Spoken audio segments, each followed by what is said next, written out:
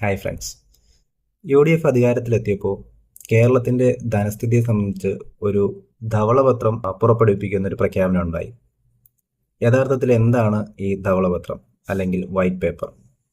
ധവളപത്രം എന്ന് പറയുന്നത് ഒരു സ്റ്റേറ്റ്മെൻ്റ് ആണ്. അത് എന്തിനെ പറ്റിയുമാവാം, അതായത് ഒരു ഇമ്പോർട്ടൻ്റ് ആയിട്ടുള്ള ഒരു വിഷയത്തിന്മേൽ ആധികാരികമായി പ്രസിദ്ധപ്പെടുത്തുന്ന ഒരു രേഖ. അതിന് പക്ഷേ ലീഗലിയോ കോൺസ്റ്റിറ്റ്യൂഷനിലെയോ വാലിഡിറ്റി ഉണ്ടാവില്ല. പലപ്പോഴും ഒരു പൊളിറ്റിക്കൽ ടൂളായിട്ട് ഉപയോഗിക്കാം.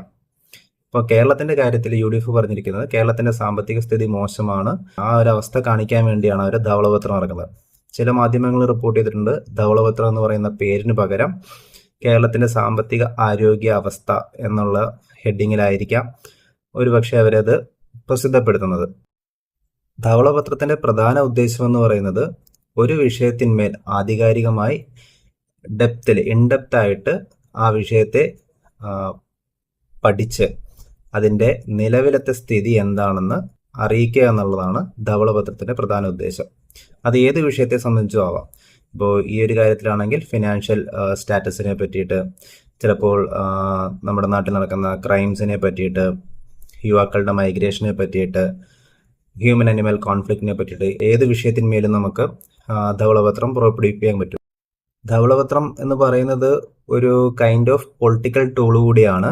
കാരണം എതിർ പാർട്ടി അല്ലെങ്കിൽ മറ്റ് ഗവൺമെന്റിന്റെ മിസ്മാനേജ്മെന്റ് എന്നുള്ള രീതിയിൽ ചൂണ്ടിക്കാണിക്കാൻ ധവളപത്രത്തെ ഒരു പൊളിറ്റിക്കൽ ടൂളായിട്ട് ഉപയോഗിക്കാം. എന്നിരുന്നാൽ തന്നെയും ഭരണഘടനാപരമായും നിയമപരമായും വാലിഡിറ്റി നിലനിൽക്കാത്ത, അതായത് എൻഫോഴ്സ് ചെയ്യാൻ പറ്റാത്ത ഒരു ടൂളാണ് ധവളപത്രം എന്ന് പറയുന്നത്.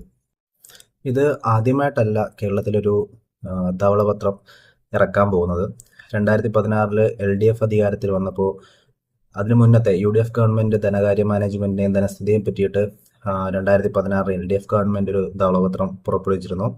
2023 LDFന്റെ ധനമാനേജ്മെന്റിനെ എതിരെ UDF ഒരു ധവളപത്രം പുറപ്പെടുവിച്ചിരുന്നു. UDFനെ സംബന്ധിച്ച് ഇത്തരമൊരു സ്റ്റേറ്റ്മെന്റ് അല്ലെങ്കിൽ ഒരു വൈറ്റ് പേപ്പർ പ്രൊഡ്യൂസ് ചെയ്യുക എന്ന് പറയുന്നത് വളരെ ക്രൂഷ്യലാണ്. കാരണം അവരുടെ ഇലക്ഷൻ മാനിഫെസ്റ്റോ എന്ന് പറയുന്നത് തന്നെ വെൽഫെയർ ഓറിയന്റഡ് ആയിരുന്നു.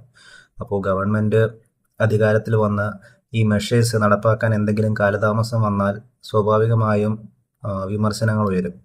അപ്പോൾ അത്തരത്തിലുള്ള വിമർശനങ്ങളെ മുന്നേ നേരിടാൻ ഈ ഒരു സ്റ്റേറ്റ്മെന്റ് കൊണ്ട്, വൈറ്റ് പേപ്പർ ധവളപത്രം കൊണ്ട് നേരിടാൻ സാധിക്കുമെന്നാണ് അവർ കരുതുന്നത്.